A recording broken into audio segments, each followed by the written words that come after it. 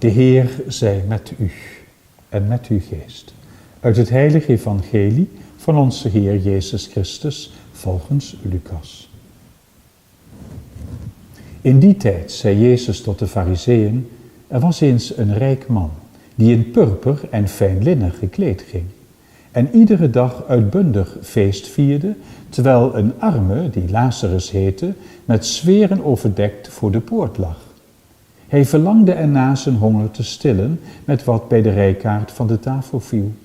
Maar er kwamen alleen honden die zijn zweren likten. Nu gebeurde het dat de arme stierf en door de engelen in de schoot van Abraham werd gedragen. De rijke stierf ook en kreeg een eervolle begrafenis. In de onderwereld, ten prooi aan vele pijnen, sloeg hij zijn ogen op en zag van verre Abraham en Lazarus in diens schoot. Toen riep hij uit: Vader Abraham, ontferm u over mij en geef Lazarus opdracht de top van zijn vinger in water te dopen en mijn tong daarmee te komen verfrissen, want ik word door de vlammen hier gefolterd. Maar Abraham antwoordde: mijn zoon, herinner u hoe ge tijdens uw leven uw deel van het goede hebt gekregen en hoe op gelijke manier aan Lazarus het kwade ten deel viel. Daarom ondervindt hij nu hier de vertroosting, maar wordt gij gefolterd. Daarenboven gaat er tussen ons en u voorgoed een wijde kloof, zodat er geen mogelijkheid bestaat, zelfs als men het zou willen, van hier naar u te gaan, noch vandaag naar ons te komen. De rijke zei: dan vraag ik u, vader, dat ge hem naar het huis van mijn vader wilt sturen, want ik heb nog 5 broers. Laat die hen waarschuwen, opdat ze niet eveneens in deze plaats van pijniging terechtkomen.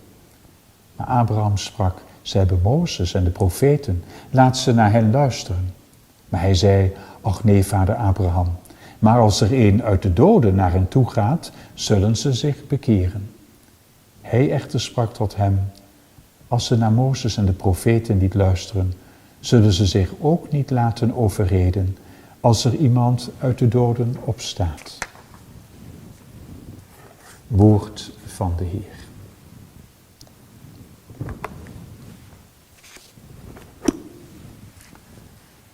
Als wij zo om ons heen kijken naar films of de reclame, dan zien we vaak dat alles jong, sterk, snel en ondernemend moet zijn. Luister maar eens naar een reclamespot op radio of televisie. Als een tornado worden de teksten ons de huiskamer binnengebracht. Alles moet met spirit gaan. Het moet jong, snel, wild en stoer zijn.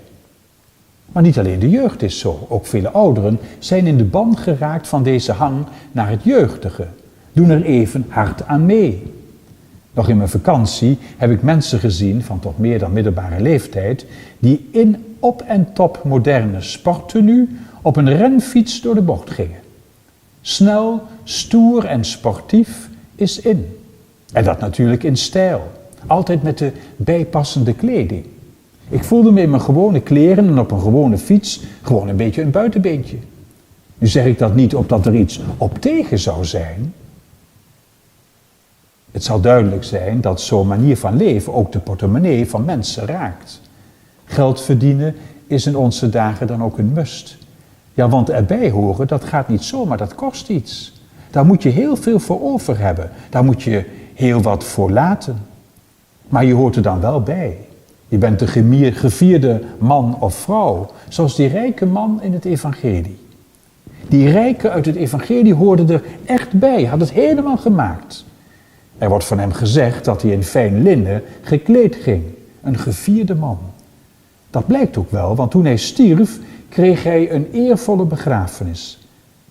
En toch, die werkelijkheid van het erbij horen, van het gevierd zijn, zet zich bij God niet zomaar voort. Sterker nog, voor God hoort die man er helemaal niet bij. Beter gezegd, door zijn manier van leven heeft hij zichzelf buitengesloten. Hoe kan dat toch? Waarom worden de rollen daar omgedraaid? Waarom wordt de rijke er ineens door kwellingen geteisterd en wordt de arme Lazarus, de onbetekende, als een bevoorrechte in de schoot van Abraham gedragen? Het antwoord vinden we in hetzelfde evangelie. Als namelijk de rijke merkt dat zijn manier van leven hem nu dit gebracht heeft, wil hij graag zijn familie waarschuwen. opdat ze het toch anders zouden doen.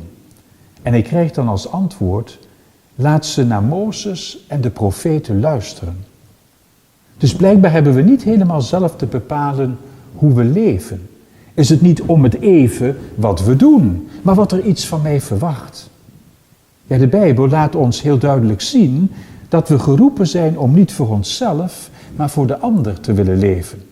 Er wordt gevraagd dat wij oog hebben voor elkaar.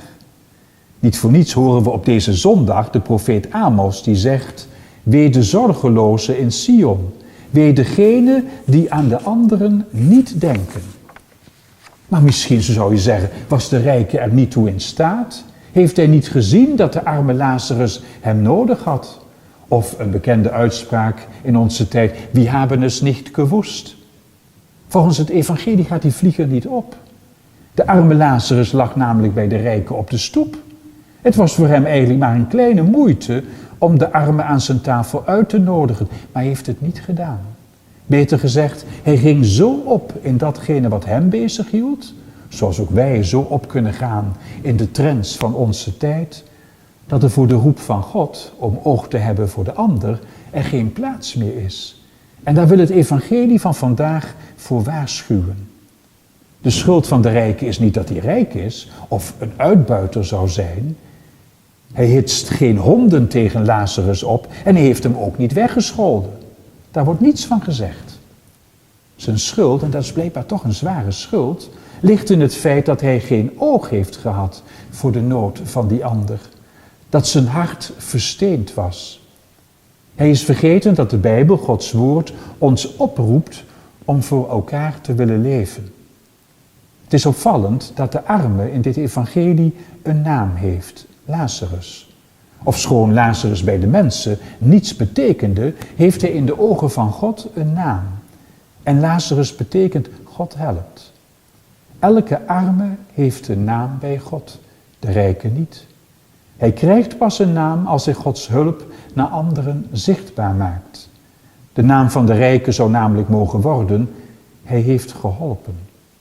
God wil immers zijn naam, God met ons, hij die helpt, waarmaken door ons. Door ons heen die met anderen kunnen delen. En zo heeft de parabel, dus het is niet een absolute boodschap alsof iemand in de hel zit, maar wel de waarschuwing, zorg toch dat je niet een weg ten dode gaat. Dus die parabel heeft ook een boodschap voor ons. Wij worden aangesproken. Wij die rijk zijn, want dat mogen we toch wel zeggen.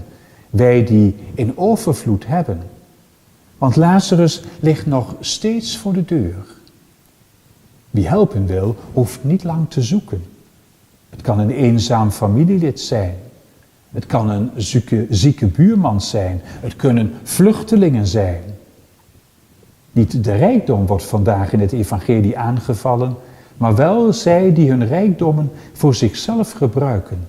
Blind zijn voor de noden die we om ons heen zien.